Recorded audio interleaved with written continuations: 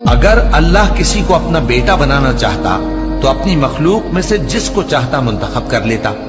वो पाक है, वही है अल्लाह जो अकेला है, बड़ा जबरदस्त है। उसी ने आसमानों और जमीन को तदबीर के साथ पैदा किया है और वही रात को दिन पर लपेटता और दिन को रात पर लपेटता है।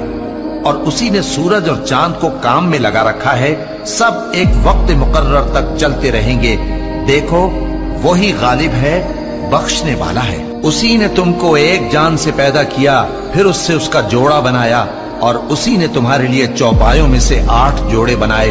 वही तुमको तुम्हारी माओं के पेट में पहले एक तरह, फिर दूसरी तरह 3 अंधेरों में बनाता है।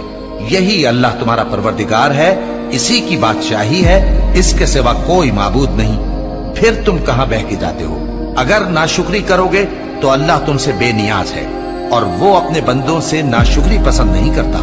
और अगर शुक्र करोगे तो वो उसको तुम्हारे लिए पसंद करता है, और कोई बोझ उठाने वाला दूसरे का बोझ नहीं उठाएगा।